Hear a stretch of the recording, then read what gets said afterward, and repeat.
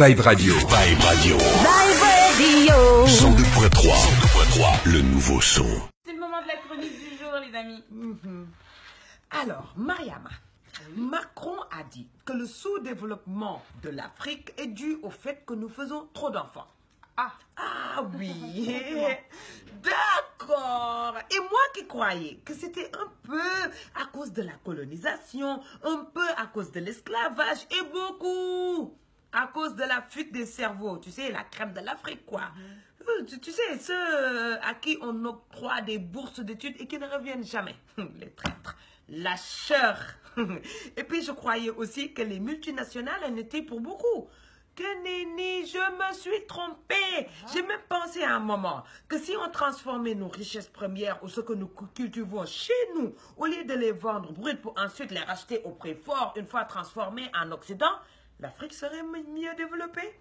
J'ai même déliré. Ouais, je suis allée très loin. En me disant, si on fabriquait nous-mêmes notre propre monnaie, sans devoir laisser par exemple 50% de réserve de change au trésor public français, parce que quand même, ça fait 72 milliards d'euros qui tombent dans le trésor public français, quoi. Ça ferait un bon fonds de roulement pour l'Afrique, hein? Mais là encore, je me suis trompée. Et puis je me disais, s'il n'y avait pas la guerre dans tous les pays africains riches, très riches, peut-être que ça irait mieux. Ben oui, c'est bizarre. Dès qu'un pays africain a un sous-sol riche, paf, ça éclate comme par enchantement. Et puis je me disais aussi, si des dirigeants, nos vaillants dirigeants comme Sankara, Lumumba et consorts n'ont pas été éliminés, paf, comme par enchantement, et remplacés par des dirigeants qui, paf, comme par enchantement, sont au solde des grands, très grands de ce monde, qui savent si bien de quoi l'Afrique a si besoin. Peut-être que nous n'en serions pas là.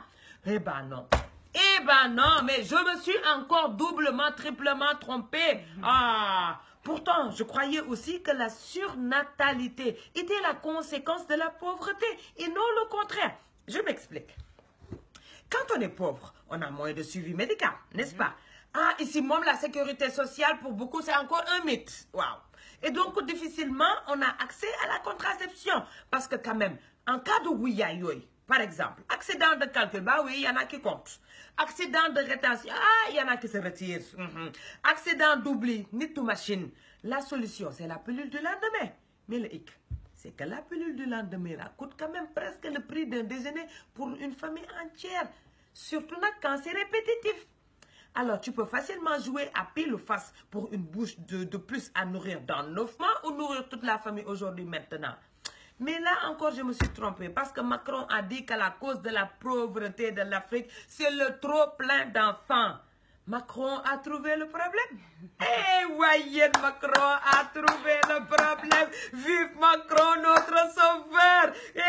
Moins d'enfants au monde et tout ira pour le mieux. Voyons, finalement, le problème de l'Afrique, ce n'est pas si compliqué que ça. C'est facile à régler. Monsieur, prenez vos précautions. Mesdames, soyez vigilantes. D'ailleurs, abstinence pour tout le monde pendant 1 an. Et puis, comme ça, on verra le bout du tunnel. Vive Macron. Ma grand-mère ne serait pas d'accord avec Macron. Non, elle trouve au contraire que la nouvelle génération ne fait pas assez d'enfants. Elle, de son temps, elles en faisaient 10, 11, 12 et plus en espérant en garder au moins 7, quoi. Il y avait, on a perdu en cours de route. D'ailleurs, Macron doit certainement confondre les époques. Nos mères, elles en faisaient plus ou moins 7. Mais la nouvelle génération, autour de 4 ou 5, voire même moins, hein. Moi, j'en ai même vu avec Ben à mon enfant. Je pense que si ma grand-mère entendait Macron, elle lui tirerait les oreilles. Parce qu'avec la sécurité sociale, par ici, c'est les enfants. Wow. Alors, on en fait. D'abord, il y a l'aîné. L'aîné, c'est comme une deuxième maman ou un deuxième papa, parfois même les deux. C'est le fonds d'investissement de la famille. L'aîné qui réussit bien son rôle va aider à porter les frères, les sœurs, va payer les études, les factures d'électricité, le courant, les guintés, tout ça. C'est un bon suppléant des parents. Ensuite, le deuxième, lui, va vite supplier l'aîné à supplier les parents. C'est la sécurité sociale, tout ça. Hein? Le troisième, lui, sera bien poussé. Études, développement personnel et tout y cantu, et ainsi de suite, jusqu'au Benjamin, qui lui a un rôle aussi primordial. Oui, parce que lui, il accueillera les parents chez lui quand ils seront trop vieux. C'est notre hospice à nous. Ah oui, ici les vieux.